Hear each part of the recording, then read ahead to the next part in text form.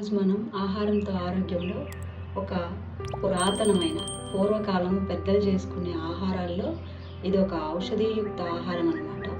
ఇది అందరికీ తెలిసి ఉండొచ్చు, తెలియకపోవచ్చు.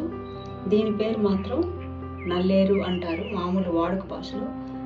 ఇది వజ్రవల్లి, అస్థి సంహారక అని కూడా దీనికి పేర్లున్నాయి.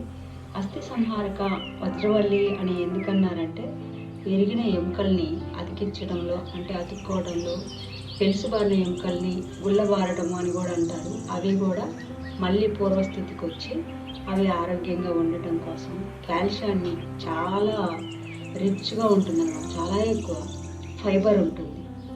దీంట్లో జీర్ణశక్తిని కూడా పెంచే గుణం ఉంది. మనకు చాలామందికి ఈ మధ్య చిన్న పిల్లలు కూడా, స్కూల్కి వెళ్ళే పిల్లలు కూడా ఏం చేస్తున్నారంటే వాళ్ళ కొన్ని అవర్స్ కూర్చోవటం వల్ల నడుము నొప్పి అంటాం, కాసేపట్లో అలసిపోవటం, ఇవన్నీ ఉన్నాయన్నమాట. ఇవి మనకు తెలియకపోవటం ఏమీ ఉండదు. దీన్ని ఎతికితే దొరుకుతుంది. ఖాళీ ప్లేసుల్లో కానీ, పొలాలలో కానీ, ఎక్కడంటే అక్కడ. ఇది మొండి మొక్క అన్నమాట. ఇలా ఉంటుంది కనుపులు కనుపులుగా. మనం ఈ కనుపు దగ్గర తుంచేసి నాటుకోవచ్చు.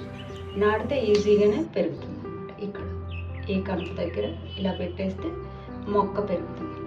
నేను ఎందుకు ఉంచానంటే దీన్ని మీకు ఎలా చెయ్యాలో చూపించడం కోసం దీన్ని ఉంచానమాట. నేను ఈ విధంగా నారు ఉంటుంది దీంట్లో, గోరుచిక్కుడు చిక్కుడులాగా కొంచెం పీస్ ఉంటుంది. ఇది మాత్రం కంప్లీట్గా తీసేసుకోవాలి.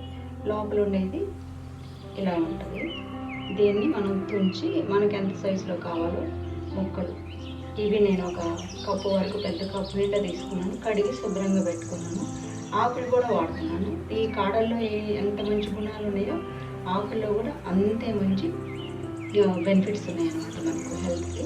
దీనికోసం సాల్ట్, పసుపు, తాలింపు గింజలు, కొంచెం చింతపండు, ఎందుకంటే దీంట్లో కంపల్సరీగా మనకు చింతపండు గుజ్జు కావాలి. ఈ చింతపండు ఎందుకు వేస్తామంటే దాంట్లో లైట్గా కంద, చామదుంపల్లో ఉన్నట్టుగా ఉంటుంది అన్నమాట, లైట్ దురద. అది తగ్గటం కోసం చింతపండు పులుసు, కొద్దిగా బెల్లం వేసుకోవచ్చు. కావాలంటే ఎక్కువ కూడా వేసుకోవచ్చు. బెల్లం వేసుకునే దాంట్లో మనము పులుసు కోసం బియ్యం పిండి కానీ ఏదైనా పిండి వాడుకోవాలి. నేనైతే దీంట్లో బెల్లం కొంచెమే వేస్తున్నాను కాబట్టి పుట్నాల పప్పులు, కొంచెం కారము, ఎల్లుల్లిపాయ, కొబ్బరి ముక్క వేసేసి ఈ పొడి పట్టేసుకున్నాను. ఇంకా కరివేపాకు, ఉల్లిపాయలు, అంతే కావాల్సినవి. ముందుగానే నేను చింతపండు గుజ్జు తీసి పెట్టుకున్నాను. ఇప్పుడు మనము బాండీలో కొంచెం నూనె వేసి, పెద్ద ఆయిల్స్ కూడా అవసరం ఉండదు. ఇప్పుడు ఒక స్పూన్ నెయ్యి వేస్తున్నాను. నెయ్యి వేస్తే చాలా మంచిది. ఒక స్పూన్ ఆయిల్ వేసుకొని, ఇది సరిపోతుంది. ఇది కాగిన తర్వాత పోపు గింజ వేసుకుంటాం. తర్వాత ఈ విధంగా ఉన్నాయన్నమాట. సన్నగా అయిపోయినాయి, బాగా కుక్ అయింది. ఇప్పుడు ఈ ఆకు కూడా వేసేద్దాం. ఈ ఆకుని వేసేసుకోవాలి. ఖచ్చితంగా చింతపండు గుజ్జు అయితే కంపల్సరీగా వాడాలి, ఎందుకంటే దురద ఉంటుంది కాబట్టి ఆ దురదను తగ్గిస్తుంది. ఇలా వాడ్చటం అంటే ఈ రకంగా ఫ్రై చేసినాక సగం తగ్గిపోద్ది. ఇది చింతపండు రసము మనం బెల్లం ముక్క వేయటం వల్ల ఉన్న మొత్తం అంతా తగ్గిపోతుంది. బ్రౌన్గా అవ్వాల్సిన పని లేదు. ఉల్లిపాయలు మీడియంగా వేగితే చాలు. ఆ తర్వాత వీటితో పాటు నల్లేరు కాడలతో పాటు వేగుతాయి అన్నమాట. కరివేపాకు వేసుకున్నాను. ఇప్పుడు పసుపు మనం ఒక స్పూన్ నిండా తీసేసుకున్నాను. దీంతో పాటు నల్లేరు ముక్కలు కూడా వేస్తాను. వేసేసి ఆకు కొంచెం ఈ ముక్కలు మగ్గిన తర్వాత ఆకు వేస్తాం. ఆకు తొందరగానే కలిసిపోతుంది కాబట్టి ఆకులు ఇప్పుడు అయిపోయింది. దీంతో పాటు పల్లి సాల్ట్ కూడా వేసుకున్నాం. తొందరగా మగ్గుతుంది అన్నమాట. ఇప్పుడు బాగా కలియబెట్టేసి ఒక 5 మినిట్స్ మూత పెడితే ఇవి కలర్ మారుతాయి, కొంచెం కుక్ అవుతాయి అన్నమాట. ఇప్పుడు మూత పెట్టేసి మగ్గించుకుందాం. నూనె వేడెక్కింది.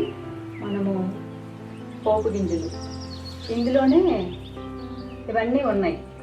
మిరియాలు, ధనియాలు, 2-3 మిరియాలు వేసా. ధనియాలు, జీలకర్ర, ఆవాలు, శనగపప్పు. ధనియాలు వేస్తే ప్రతి దాంట్లో కూడా పైత్యాన్ని తగ్గించే గుణం ఉంటుంది. ఫైబర్ కూడా ఎక్కువ ఉంటుంది ధనియాలలో. చాలా మంచిది అనమాట. ఆ ఫ్లేవర్ కూడా బాగుంటుంది. మనం ఎంత కొత్తిమీర వేసినా, ధనియాల పొడులు వేసుకున్నా, ప్రతి కూరలో, పప్పులో, చారులలో కూడా, తాలింపులో వేయచ్చు. అవి వేగిన తర్వాత ఉల్లిపాయ ముక్కలు కొంచెం వేగినాయి, మంచి వాసన వస్తుంది. ఇప్పుడు ఉల్లిపాయ ముక్కలు, 2 పచ్చిమిర్చి కూడా వేస్తే గిన్నెలోకి తీసుకుంది. మన నల్లేరు కాడల కూర రెడీ అయిపోయింది. కొంచెం కొత్తిమీర వేసాక ఆకు కూడా మగ్గిపోయింది.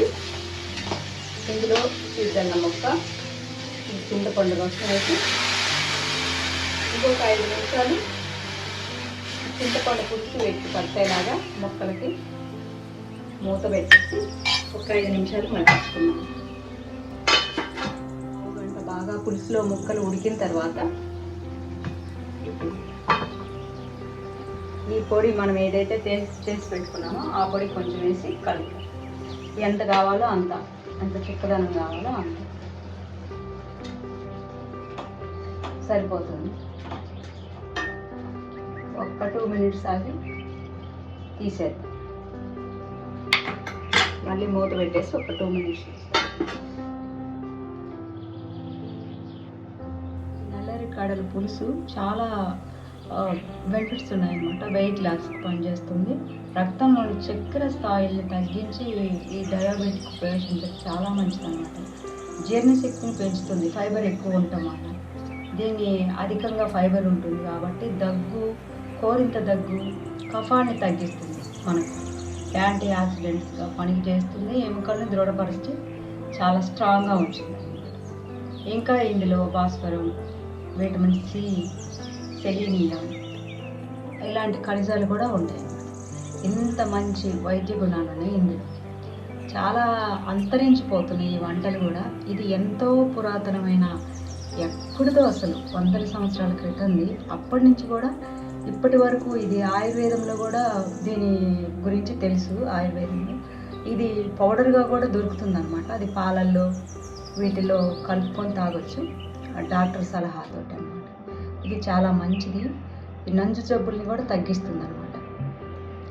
Thanks for watching our channel.